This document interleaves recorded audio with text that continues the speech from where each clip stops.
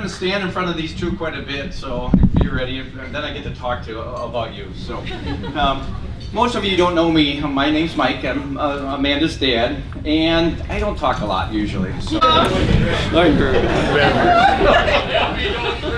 Yeah. Here comes the heckling. No more heckling. Okay. All right. Well, I have to admit it. Really have to admit it. This day is the day that I've been most nervous about for years. I knew that someday that Julie and I. Here we go. Quit this way. Yeah. That Julie and I would be giving away our baby girl. Today is the day. What a terrific day it has been, hasn't it?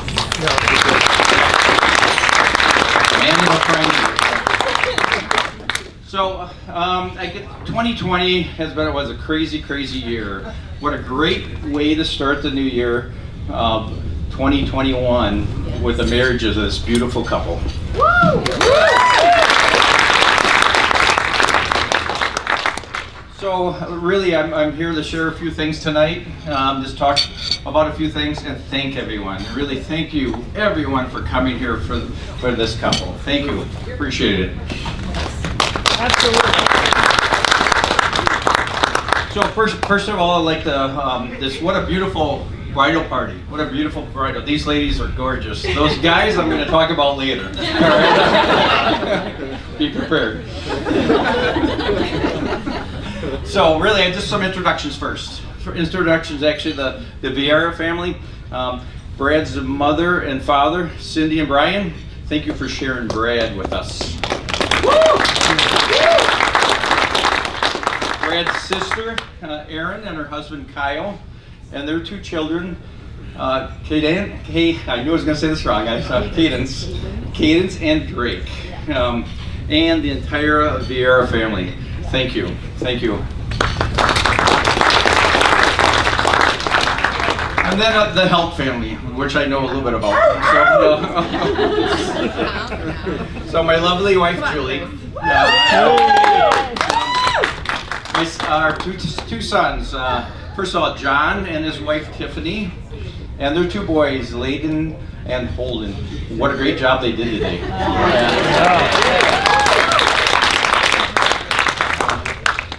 And then my son Chris and his friend Sarah.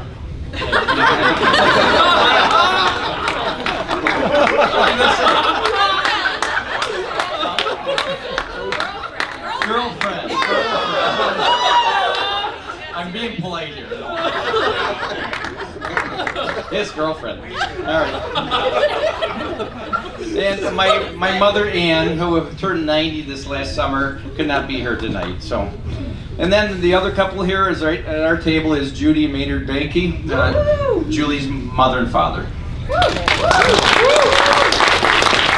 And thank you to the extended Help family. Thanks to everyone. So, page 2 of 15. 45 more minutes. So, I'm going to talk about Brad and Amanda here a little bit, okay? That's the two but Brad's first, okay? So, and sorry about the glasses or this. I can't read anything in big print and everything else. I still can't read it. So Brad, there's a few things about our new son-in-law. He grew up in Green Bay. Great athlete. They say he's a good golfer. I haven't seen that, but he graduated from UW-Stevens Point in finance. He coaches football at Pacelli High School, and he works at Century Insurance. I have a few stories about Brad. The biggest thing is I really got to know Brad well the last 3 years or so. He's been really great to Amanda. He and I have connected pretty well. Some people think we're very much alike. That's very scary. Oops, it went out. They cut it off.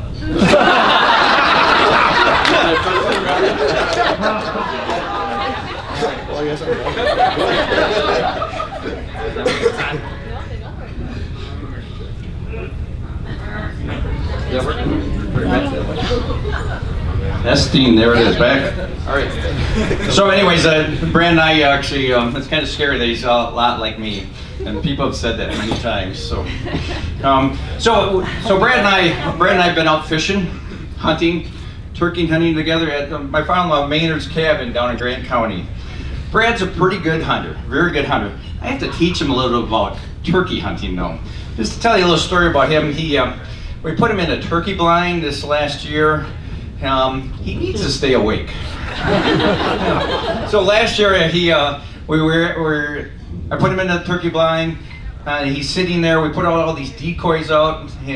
All of a sudden, I'm in another turkey blind down the field and watching the turkeys come up and knock over the decoys. Well, he all of a sudden he calls me. You don't call, you text back and forth. No, and he calls me and he says, "Why didn't you wake me up?"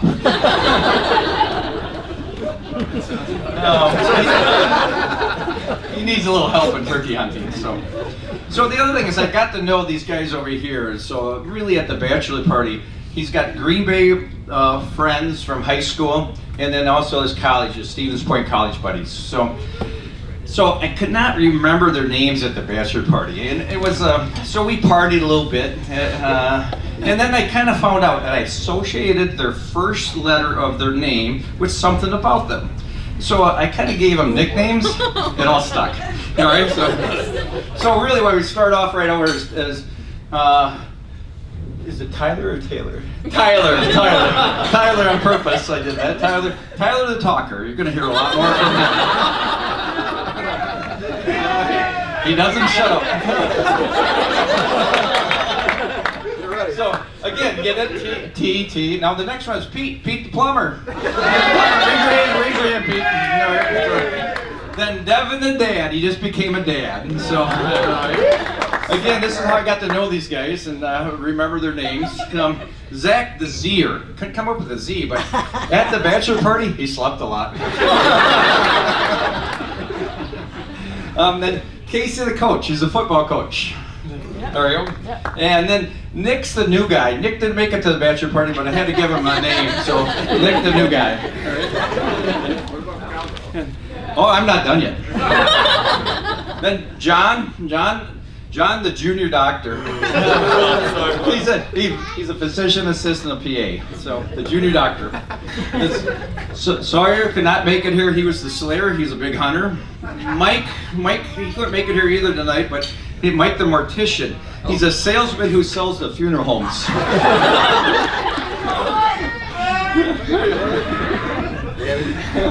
And Kelvin, the last one in all, he's Kelvin the calculator. He's an accountant. So, yeah, raise your hand. Go ahead, don't be shy. So I told you I'd talk about these guys. Back to Brad. So last week, Christmas Eve, Brad, Amanda came down to our house in Waunakee.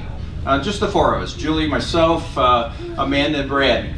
We celebrate the holiday with a few drinks, and we watch the movie It's a Wonderful Life. It's Julie's favorite movie, and every year we make a trip to the Al Ringling Theater in Baraboo and watch it. It's neat, great theater. Well, this year, of course, with COVID, things have changed a little bit, so I got an outdoor screen, and we set up a projector, a big projector, and we sat outside in 10-degree weather, 5 below, watching It's a Wonderful Life. It was fun. Right? So, at the end of the night, though, Brad and I needed to get warm, so somehow him and I ended up in the hot tub. The ladies didn't want to come in with us. I made him stay on one side of the hot tub, I was on the other. Yeah. So, but as we had a few more drinks, I had to talk to Brad about marriage and marriage license. I gave him some talks, and I just kind of and what he actually the marriage license he signed today, you know. But I explained to him that with marriage and the marriage license, it's a lifetime commitment. The lifetime commitment.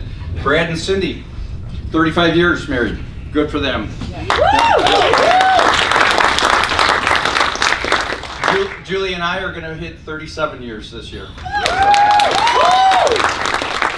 Julie's parents, Judy and Maynard, are 62 years. So back to this marriage license thing. So I had to explain to Brad that this marriage license, that the thing that he signed today, it's not like a fishing or hunting license. It's not good for only 1 year. So. Yeah. All right, now I get to talk about this other lady up here, Miss Amanda, or do I call her Mandy Pooh? Oh, what else is there? So, girl. So now, okay. Sweet young lady. I might get a little bit emotional in here because sometimes I'm that way. But just seeing her today, I have to tell you that she just reminds of us a good friend. Some of you remember from Waunakee, remember a friend of ours that was a Virginia Adler. And I remember when she came to our wedding, and when she came to our wedding, is it off again? Oh, there it goes. When she came to our wedding, every time I seen her, I was on EMS with her for many years. She passed away a few years ago. And Virginia always would say, Julie was the most beautiful bride I've ever seen. Every time I talked to Virginia. So I tell you, today was very difficult because you have some tough competition with this young lady. You guys match up, and it was definitely the daughter of the mother. So very, very beautiful day.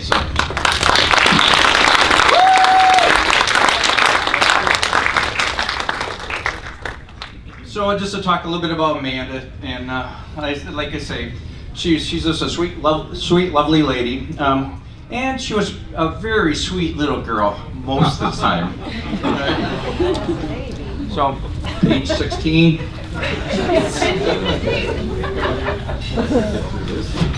All right.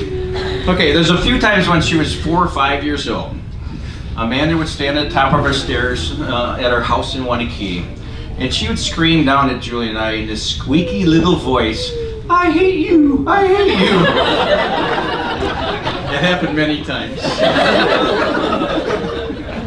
What a sweet young lady she is now. Well, we're very, very proud of her. She has accomplished many things through her young life. Many of you heard the song from Kenny Chesney, "There Goes My Life." Every time Julie and I hear that, both her and I get emotional and teary-eyed. So, we took her up to Stevens Point here when she was a freshman to college. As we're leaving town, the song came on the radio. Both of us had tears in our eyes. One of the lines in the song is about his daughter going to college and packing 15 pairs of shoes. Well, I counted the shoes when we moved her up here to Stevens Point, and at that time she had 36 pairs of shoes. She's very frugal shoe buyer, but 36 pairs of shoes? So up to about 100. Getting there. She graduated athletic training from UW-Stevens Point. Then she went on to get her master's at UW-Platteville. We moved her down there to this really nice apartment with a big closet, and I counted the shoes when we moved her down there. She was up to 62 pairs of shoes. She graduated with a master's degree in education from UW-Platteville and went and got a job back here at UW-Stevens Point Athletic Department, where she was an athletic trainer for the football, wrestling, and track teams. So we moved her back up to the really nice apartment in Whiting, just south of here. Yes, she was up to 85 pairs of shoes. Her job changed now, and she works for Stevens Point Orthopedics, and she really enjoys her work. So, and she also is an athletic trainer for Pacelli High School here at Stevens Point, where many of the parents get to know her and really appreciate her work she does, helping their high school student athletes. Then 5 years ago, she bought a house on Brawley Street in Stevens Point. And yes, we moved her in, and she was over 100 pairs of shoes. The girl likes shoes. Again, she's a very frugal buyer on shoes. So, Amanda's a very gifted and making crafts, talents, quilting, repurposing items, and I believe Amanda has more power tools and other tools than most men. You go, girl! And even Brad has said that. I won't embarrass Amanda anymore. I'll leave that to when we dance on the dance floor, because I'm not a very good dancer. But P.S., you may hear that song from Kenny Chesney, "There Goes My Life," a little later tonight. Amanda, your mom and I are proud and love you, and you found one great guy.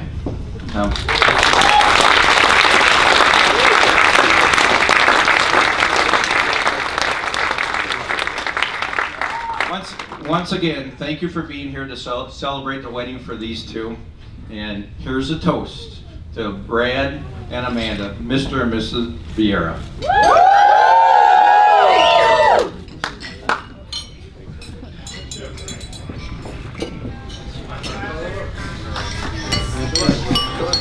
Nice job, Mikey. Shut it down. I mean, how do you follow? Drink a little water after doing because there's no way if you could get ready to Yeah, right. Thank you. It's not gonna be very good.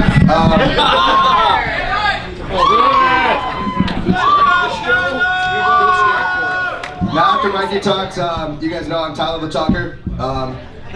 Very good at talking, terrible at public speaking. So we'll get that over there. I kind of wrote this speech kind of throughout a while, thought about things. I've never practiced it, so we'll just see how it goes. So, pretty much every wedding that I've ever been to, the best man talks about how him and Brad met, you know, or the groom, how they met, whatever. We really don't know when it was. It was at some point, and then a couple weeks ago I was over at Brad and Amanda's place, and we were talking, and he's like, well, I'm pretty sure we met because of Derek, who's in the back of the room back there. So everybody just probably assumes we met at the bar, which that didn't happen. So Derek owns a CrossFit gym in Green Bay. So putting two together, basically, Brad and I met at the gym.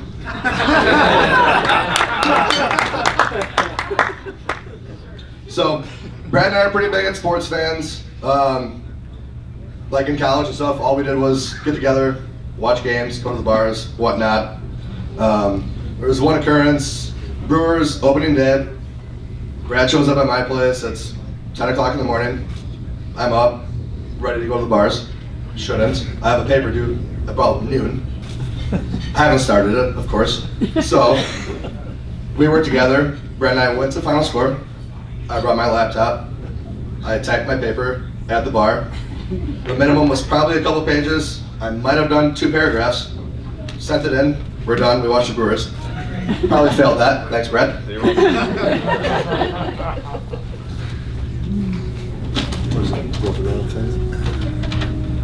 All right, so kind of how we got, after I lived on Prentice, Brad and I eventually moved in together with Pete and Mike. We live behind Pot Joe's. I don't know if you guys are familiar with that, but it's a pretty nice place. It's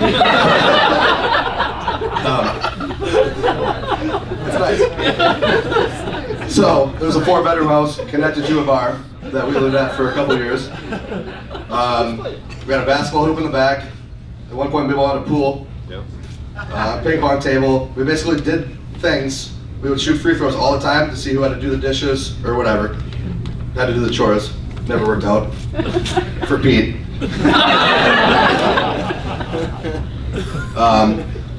But we were there enough anyways, besides drinking outside or at our place, in the pods actually, that we kept the lights on, and they're still on, probably from us. Today Brad and I were there and we were talking about how much we probably spent there. It's probably more than we make in a year. Yep. But it was over 10 years, so that's fine. So, we lived there. Brad and I were in a pool league, darts league, I think, maybe darts, bowling, horseshoes, a bunch of random leagues, things that we could do just to drink, basically. And it was basically karaoke all the time that we were together. So we're driving to one place, if it's going to bowling, whatever, we would sing Adele, Jamie Johnson, anybody basically in color. We were very good in the car, which led to us eventually, Paz started having karaoke all the time. So we created a band called Pete and Company, where the group of us, we sang every time there was karaoke. We probably sang 10 songs every night. They were terrible, but we thought we sounded great. I'm also just ad-libbing because I can't read my own writing. Let's just see something here. Yeah, that one. So tonight, well, you'll see the pictures later. we sang all these songs at Pot Joe's. Eventually we had dance routines. So like Uptown Funk, we would have Pete come running across the bar, dive into Brad's arms, he would twirl him around his head, he would land. It worked out. Midway through different songs, Brad would come out, he would start dancing, spinning around. We kind of did random things like that because, I don't know, that's just what we did. Brad and I traveled a lot in college, mostly to Pot Joe's, but on Facebook we always checked in random countries. So we golfed in Africa, Indonesia, a couple random states, and it would be like a day after one another, and people would just comment like, "Oh, I've been there. It's like, you know, a great place." Brad and I are sitting at Pot. I was like, "Okay, cool." It's warm.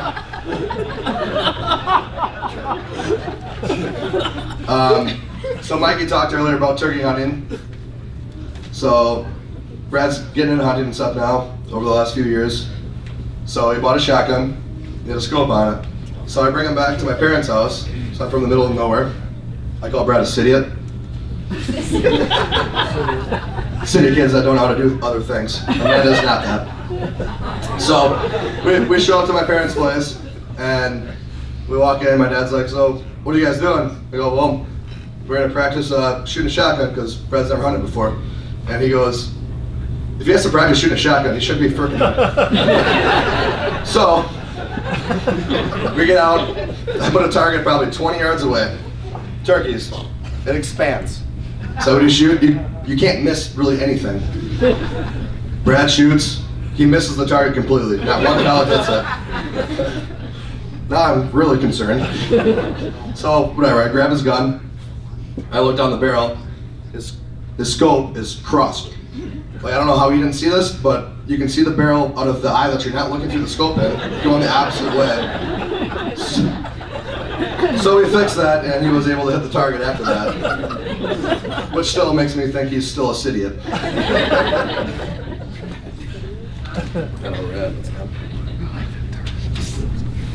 So, yeah, whatever, we'll keep going. Over the years, just knowing Brad, he's become better and better at grilling. That's his thing now. He just is always grilling, loves it. Every time, every weekend, he's grilling something. So this was actually after we moved out of Pot Joe's. Brad and I were living over by the river here in Stevens Point here, and he starts hanging out with this girl. Ends up being Amanda. This girl. Well, I'm not at this point. It's like, well, he's gone. Okay, you don't really realize it. All of a sudden, she's over more. So it's like, well, maybe it's going someplace. Which it ended up doing. So that's why we're out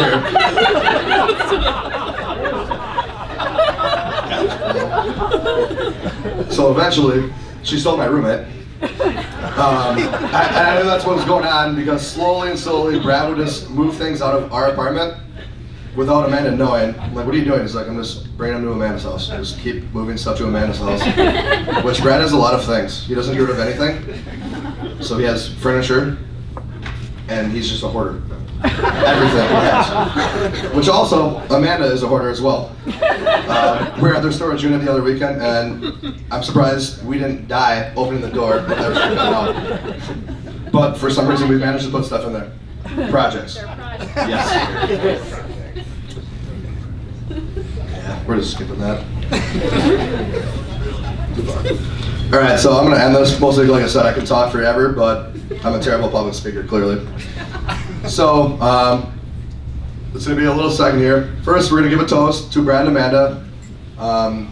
If I was ever gonna lose a roommate to anybody, I'm glad it's Amanda, because she's honestly the sweetest person you're gonna meet, and she takes care of Brad, so I know he's in a good home now. So, we'll cheers to this.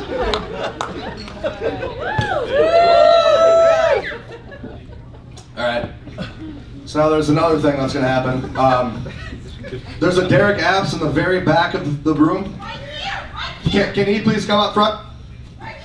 Derek, come up front here, please. Derek, come on up here. Yeah, come up. Come up. So, we're in a fantasy football league, and actually have a last place trophy. We mounted a carp. And now that the season is officially over, and we found our last place person, he can finally take this out of Brad's house, and it is now in Derek's hands.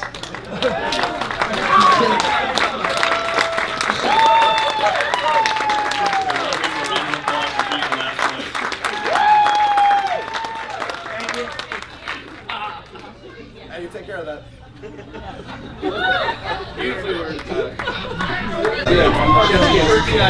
I promise this is the last speech.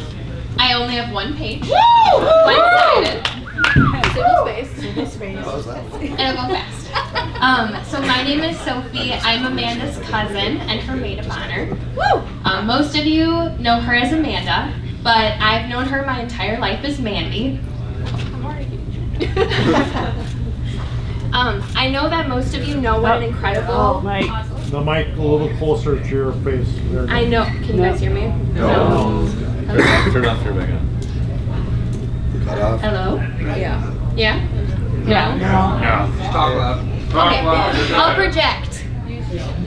Alright, I know most of you already know what an incredible and special person Mandy is, but I wanted to take some time today to share why I think she's the best. So, ever since I can't look at you. Ever since I can remember, Mandy has been my biggest role model.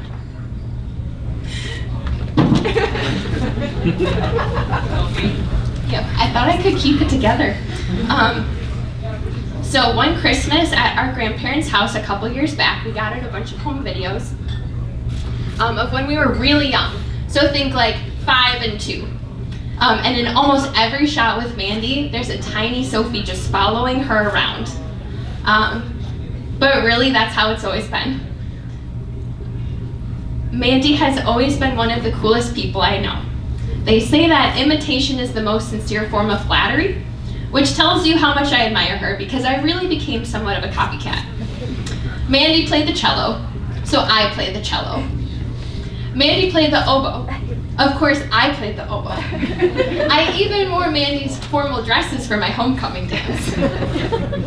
As we got older, my relationship with my cousin has only gotten better.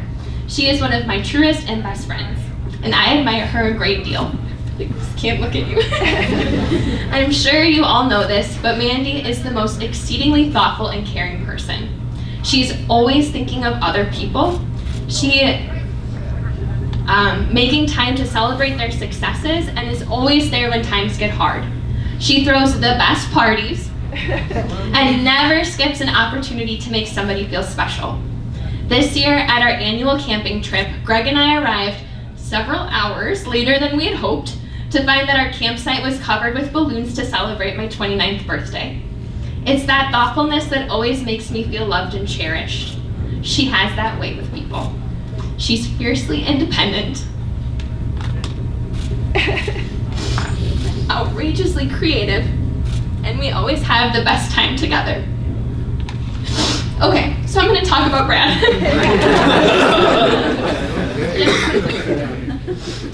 All right.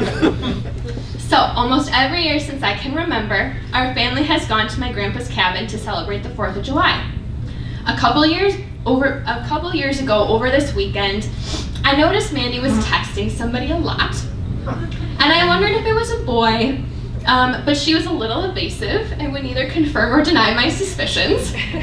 But a couple of months later, I went up to Stevens Point, and we were enjoying some lunch before a day of treasure hunting, which is one of our favorite activities. And she shared that she was seeing someone. She told me about how they met and a little bit about him. I was really hopeful I would get to meet him because he sounded really great and Mandy seemed very happy. I can't quite remember if it was that visit or the next one that I met Brad, but my first impression of him was that this guy is perfect for my cousin. The 3 of us got a few drinks on a very cold and snowy night. I believe Brad had several dark and stormies, and Brad asked many thoughtful questions about my job and my hobbies and Greg and my life in Madison. I could tell that Brad was invested in getting to know the people in Mandy's life. That night, it snowed several inches, making it very difficult for me to head back to Madison the next day before late afternoon when the roads had cleared. That really wasn't a problem for us because we had spent a long day before shopping at Michael's for project things. But Brad came over and snowblowed Mandy's driveway for her, which really let us have a little bit more time together before I left. I thought that it was clear that he possesses many of the same qualities that Mandy does. He's very kind, very thoughtful, and very caring. Mandy puts a lot of energy into caring for other people. I'm very happy knowing that she found somebody who can take care of her too.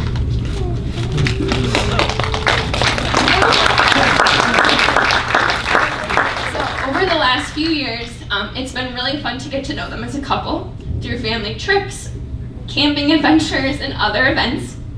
They complement each other perfectly, and I love that my best friend has found someone that cherishes her and who she can build a life together with. Brad, you have an invaluable treasure, and always remember that. Treat her as such. Okay, so I'm gonna cheers to the happy couple, to Brad and Amanda.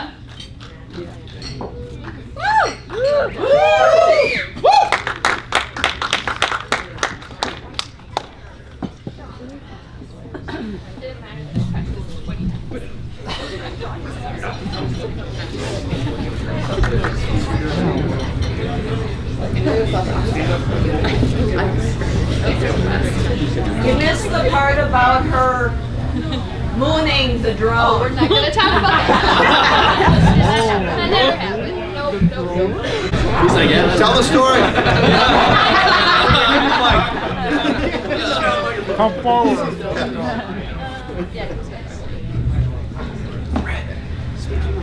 All right. Can you hear me? How about now? No, closer. Not about now? Yeah. All right. I talk about as much as Tyler does, so I'll keep this short.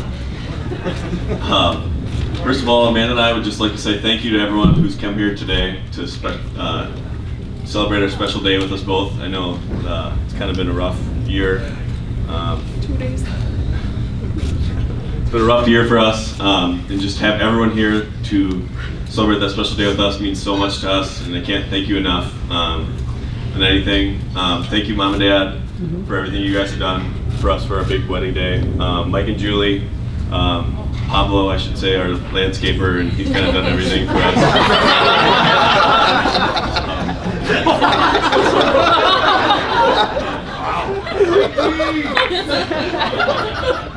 Anyways, I do appreciate all you having. We're starting music here shortly, so once that happens. Also, Beth, I do appreciate everything you've done for Amanda and I over the past couple days. Means a lot to us, especially.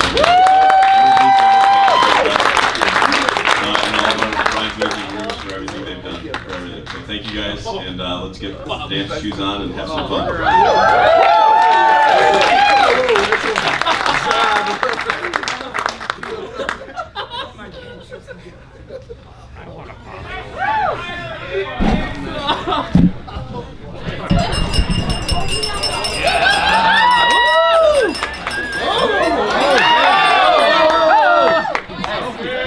Hey, there's children here.